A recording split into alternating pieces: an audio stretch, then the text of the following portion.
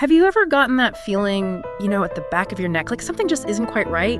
That little voice whispering that beneath the polished surface of everyday life, secrets swirl like dead leaves in autumn? Yeah, I know that feeling. Well, today we're diving headfirst into that very atmosphere. Right into the heart of it. We're taking a deep dive into Freida McFadden's psychological thriller, The Housemaid. We're going to be using this really interesting summary that we got to break down all the important parts of this story. It really is a page-turner, even just the summary. So for all of you listeners out there, you know who you are, the kind of people who love getting to the core of a story without getting bogged down in extra details. We're going to really dissect the suspense in this one. Oh yeah, we're going to unpack it all. Imagine us as your guides through the shadowy halls of the Winchester mansion. We're going to follow Millie's journey, like literally from the moment she steps inside to that final truth bomb. Following her every step of the way. Yeah, and we'll explore that initial kind of unsettling welcome, the whispers that set off alarm bells, the key players in this whole drama, those turning points where everything changes, and ultimately how the pieces all come crashing together in the end. It's going to be a wild ride, I can tell you that. Definitely a lot of twists and turns along the way. So let's set the stage.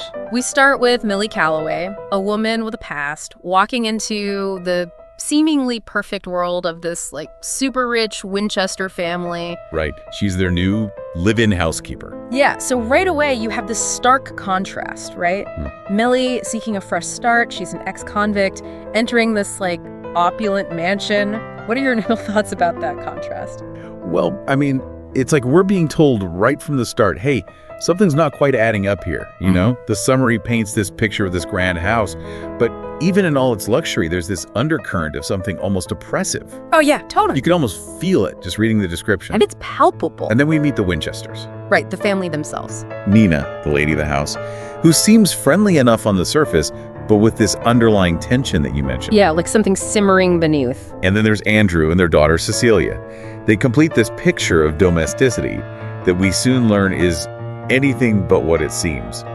What details in this setting really gave you that sense of unease? It's those little details, right? Like you were saying, it's as Millie starts settling in, that initial veneer of perfection starts to crack. The summary really emphasizes those first few observations that she makes. Nina's behavior, that's not quite right, is it? They use the word erratic, and Andrew, aloof, distant. It's those subtle touches that really start to plant those seeds of suspicion in Millie's mind, and by extension in ours too.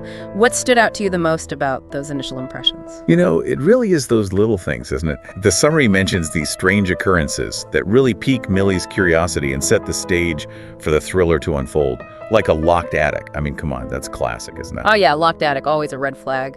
Definitely a sign that something's being hidden. And then there are these rumors of previous housekeepers leaving abruptly. And Nina's mood swings. It's like a pendulum swinging back and forth. It all just adds to this growing sense of unease, this feeling that something is terribly wrong behind those closed doors. Don't you think a locked attic is almost like a character itself in these types of stories? Oh, absolutely. It's like it holds the family's secrets, right? Exactly. It symbolizes the hidden truths that are lurking beneath the surface. Okay, so amidst this unsettling atmosphere, we see a connection forming.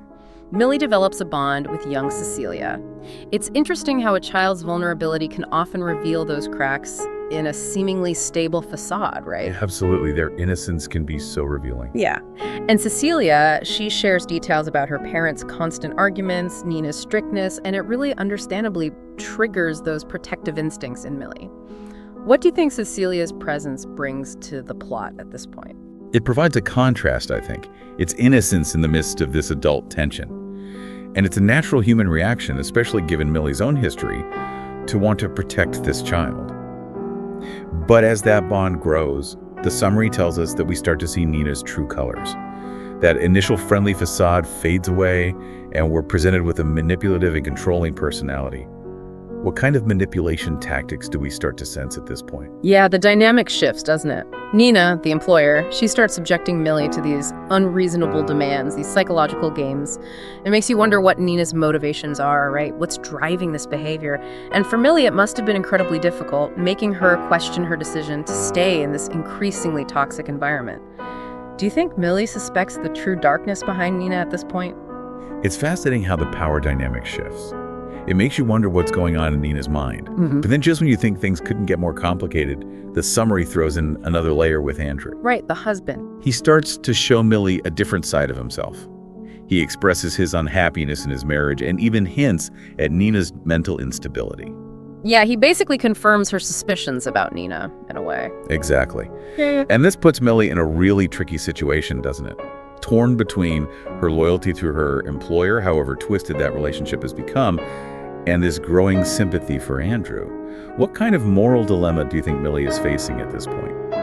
It raises a big question about her own moral compass in this situation, right?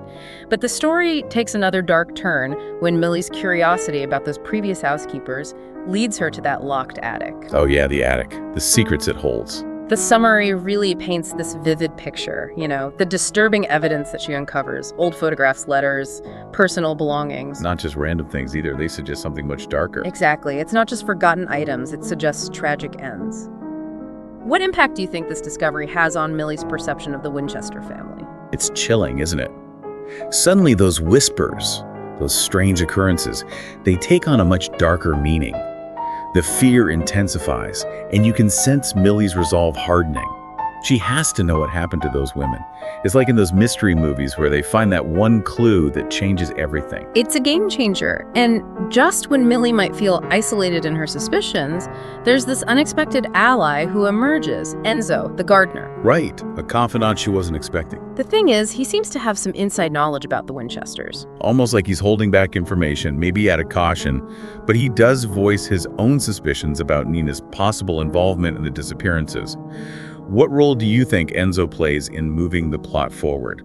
It's that classic thriller element, isn't it? The unexpected confidant. But it adds another layer of tension, knowing there's someone else who sees something's wrong. Definitely. It validates Millie's suspicions in a way. Meanwhile, the summary highlights how Nina's behavior becomes even more erratic. She's unraveling. Millie realizes she's being watched, and this is where the power dynamic truly starts to shift.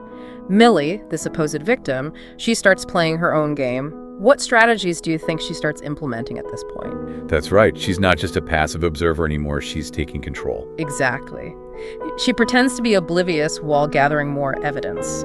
It's a risky strategy, but it demonstrates Millie's growing resilience and her understanding of just how dangerous her situation has become. And this leads us to that breaking point, that confrontation where those simmering tensions finally erupt. What do you think triggers this direct confrontation? Well, the summary describes this intense clash between Nina and Millie, right? Accusations are flying. Nina believes that Millie is trying to steal her husband and turn her daughter against her. Oh, it gets heated.